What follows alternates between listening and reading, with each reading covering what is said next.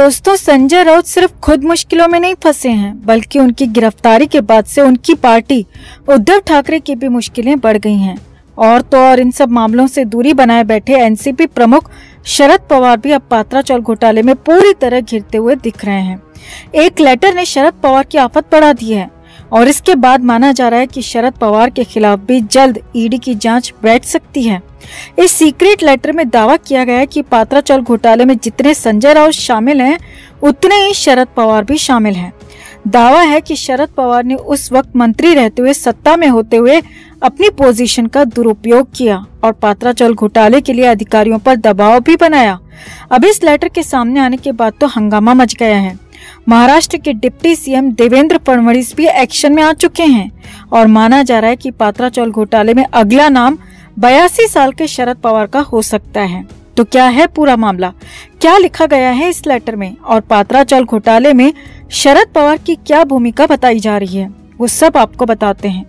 आप भी वीडियो को लाइक और शेयर कर अपना प्यार और सपोर्ट दिखाएं और कमेंट में से लेकर अपनी बात अपनी राय जरूर रखें। चैनल को सब्सक्राइब कर चैनल के साथ जुड़कर हमारी आवाज बने। तो महाराष्ट्र की राजनीति में आने वाले दिनों में बीजेपी बनाम शरद पवार भी देखने को मिल सकता है।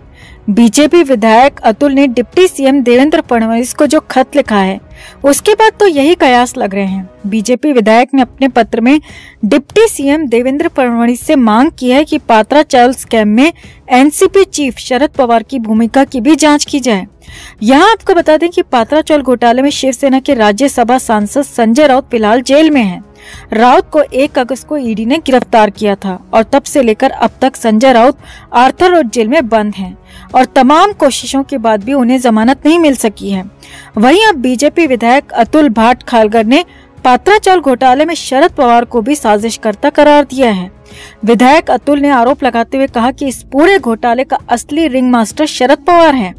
बीजेपी विधायक अतुल ने मराठी में लिखे पत्र में कहा है कि मराठी लोगों को बेघर करने वाले पात्रा चौल घोटाले में गुरु आशीष कंस्ट्रक्शन कंपनी को काम देने के लिए संजय राउत ने तत्कालीन केंद्रीय कृषि मंत्री शरद पवार की मौजूदगी में वो बैठक की थी। इस बैठक में तत्कालीन मुख्यमंत्री भी मौजूद थे। तो मराठी लोगों को बेदखल करने की साजिश में एनसीपी और संजय राउत पूरी तरह सक्रिय थे। बीजेपी विधायक ने उप मुख्यमंत्री और गृह मंत्री देवेंद्र फडणवीस को पत्र लिखकर तय समय के भीतर शरद पवार के खिलाफ जांच कराने की मांग की है। बीजेपी विधायक अतुल भाटखालकर ने इस संबंध में तत्कालीन आवास सचिव का भी जिक्र किया और अपने लेटर में कहा कि महाराष्ट्र शहरी विकास प्राधिकरण यानी कि म्हाडा भले ही स्वायत्त संस्था है, लेकिन उसके अधिकारी बाहरी ताकतों के दबाव में थे। बीजेपी विधायक ने इस मामले में सीधे तौर पर शरद पवार को जोड़ने की कोशिश की। अब अतुल भाटखालकर के इस लेटर के बाद तो महाराष्ट्र की सियासत में एक बार फिर से तूफान आ गया है। सामने आया कि इस लेटर को लेकर एनसीपी के नेताओं की एक गोपनीय मीटिंग भी हुई है और इस खत का जवाब दिए जाने को लेकर चर्चा हुई है।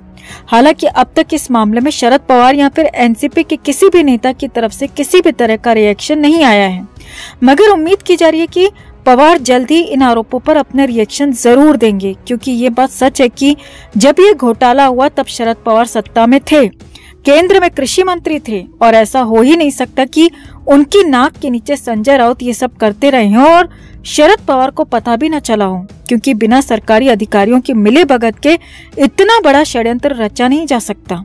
और इस खत के मुताबिक शरद पवार ने ही अपनी कुर्सी के दम पर सरकारी अधिकारियों पर दबाव बनाया था और संजय राउत और गुरु आशीष कंस्ट्रक्शन को घोटाला करने की पूरी छूट भी दी थी। अब आरोप तो लग चुके हैं, लिखित में लग चुके हैं। देखना होगा कि शरद पवार इन आरोपों का खंडन करते हैं या फिर एक बार फिर से चुप्पी साध कर बैठे रहते हैं।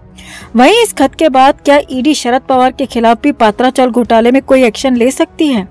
आपको क्या लगता है? कमेंट में आप भी अपनी बात अपनी राय जरूर रखें और वीडियो को लाइक और शेयर कर अपना प्यार और सपोर्ट भी जरूर दिखाएं। तो संजय राउत बुरे फंस चुके हैं, ये लगातार हम आपको अपडेट्स दे रहे हैं। अब तो उनके बचने के चांसेस नहीं के बराबर हैं। हालात इतने ज्यादा खराब हैं कि राउत अभी जेल के अंदर हैं। अब इससे भी ज्यादा या कहें कि नर्क से भी बदतर हालात उनके लिए आगे हो सकते हैं, क्योंकि यहाँ पर मामला पात्रा चावल घोटाले से कहीं आगे पहुंच चुका है। यहाँ तक कि पात्रा चावल घोटाले के अलावा एक और केस यहाँ पर दर्ज हो सकता है और इसी मामले में एक और नई मुश्किल संजय राउत के लिए खड़ी हो सकती है। ईडी ने पात्रा चावल घोटाले को लेकर एक चार्जशीट फाइल की है जिसमें कई बड़े और हैरानी भरे आरोप संजय राउत पर लगाए गए हैं। कई बड़े खुलासे किए गए हैं और अब इन्हीं खुलासों के बीच एक सबसे बड़ा महा खुलासा हुआ है जिसने बवाल मचा दिया है, हंगामा खड़ा कर दिया है। संजय राउत पर आरोप है कि उन्होंने पात्रा चावल घोटाले से अर्जित किए गए पैसों को कई जगहों पर निवेश किया और इसमें कुछ प्रॉपर्टीज भी खरीदी गईं। और यही नहीं, मुंबई के पास अलीबाग में कुछ प्लॉट्स खरीदने के भी संजय राउत पर आरोप लगे हैं। हालांकि राउत कहते रहे कि ये उनकी पैतृक संपत्ति है, इससे ज्यादा कुछ नहीं। लेकिन अब ईडी ने अपनी चार्जशीट में बड़ा खुलासा किया है और इसका दावा सपना पाटकर ने भी किया है। जी हाँ, राउत केस में बड़ी गवाह मानी जा रही सपना पाटकर ने इसे लेकर खुलासा किया है, दावा किया है। अब इस खुलासे के मुताबिक जिस दंपति से अलीबाग में संजय राउत ने जमीन ली थी तो उनकी बेटी का बयान भी इस केस में दर्ज कराया गया है और उस बेटी का कहना है कि उनके माता पिता ने अलीबाग में बहुत पहले एक जमीन ली थी और उसमें से कुछ हिस्से पर उन्होंने अपना बंगला बनवाया था और उसमें रहने लगे थे। उसी लड़की के मुताबिक उसके पिता ने 16 प्लॉट्स भी इसमें बचाए थे। जो कुछ जमीन बच गई थी उसको 16 प्लॉट्स में बांटा गया था और जिनमें से कुछ प्लॉट्स को बेचा भी गया।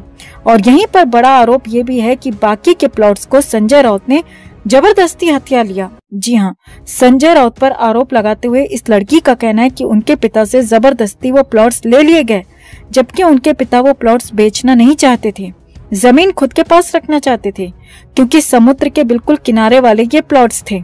लेकिन संजय राउत ने जबरदस्ती अपने नाम ये प्लॉट्स करवा लिए, ऐसा आरोप राउत पर लग रहा है।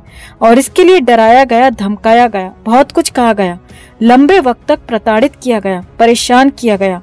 ये उस लड़की ने कहा है, ये दावा किया है जिसके माता पिता की जमीन को कब्जाया गया। और सपना पाटकर ने भी यही बड़ा खुलासा किया है संजय राउत को लेकर। आगे देखिए, उस लड़की का कहना है कि संजय राउत ने उन्हें और उनके परिवार को खूब डराया, धमकाया और उसी डर से हमें वो प्लॉट्स राउत को देने पड़े। अब बड़ी बात यह है कि उस लड़की यानी कि उस महिला के माता पिता की मौत उसके बाद अचानक हो गई। जी हाँ, संजय राउत पर जिनकी जमीन, जिनके प्लॉट जबरदस्ती कब्जाने, जबरदस्ती छीनने का आरोप लगा, उसके कुछ ही समय बाद उस दंपति की मौत हो गई। हालांकि इसे लेकर कोई कंप्लेन यहाँ पर दाखिल नहीं हुई, लेकिन सवाल बड़े बड़े खड़े हो गए कि जिसकी जमीन को जबरदस्ती छीना गया, जबरदस्ती लूटा गया, वो परिवार ही अचानक चल बसा, तो ये कैसे हो गया, इसमें किसका हाथ है? और सपना पाटकर ने तो इसे लेकर भी संजय राउत पर ही आरोप लगाए हैं। अब साफ है कि ये अब तक का सबसे बड़ा आरोप है जो संजय राउत पर लगा है। ये सबसे बड़ा खुलासा है जो संजय राउत को लेकर हुआ है। महा खुलासा ये भी है दोस्तों कि राउत ने कैसे जमीन जबरदस्ती कब्जा की और फिर उस परिवार के साथ अचानक क्या हुआ। ये पूरी तरह से इन्वेस्टिगेशन का सवाल बन चुका है और राउत इस पर पूरी तरह से मेन कल्प्रिट नजर आ रहे हैं। अब जिस परिवार से संजय राउत ने जबरदस्ती जमीन छीनी, उस परिवार की बेटी को भी ईडी ने गवाह बनाया है और एक तरह से चश्मदीद गवाह बनाया है कि कैसे क्या हुआ और राउत ने क्या क्या किया। उसका बयान भी चार्जशीट में लगाया गया, कोर्ट में इसे दिया गया और आगे भी जरूरत पड़ने पर और यूज किया जाएगा। यही नहीं, इस मामले में अलग से केस भी दर्ज हो सकता है क्योंकि ये मामला बिल्कुल अलग है, नया है। क्योंकि संजय राउत पर जो पात्रा चावल घोटाले के आरोप लग रहे हैं, जो 1000 करोड़ के वारे न्यारे के आरोप लग रहे हैं, वो अलग है, वो मनी लॉन्ड्रिंग का मामला है, वो अलग है। लेकिन यहाँ पर साफ साफ घोटाले की रकम को ठिकाने लगाने के लिए राउत ने जो कांड किए, जो आरोप लग रहे हैं, वो हैरानी भरे हैं क्योंकि यहाँ पर पूरी तरह से मामला क्रिमिनल केस बन रहा है।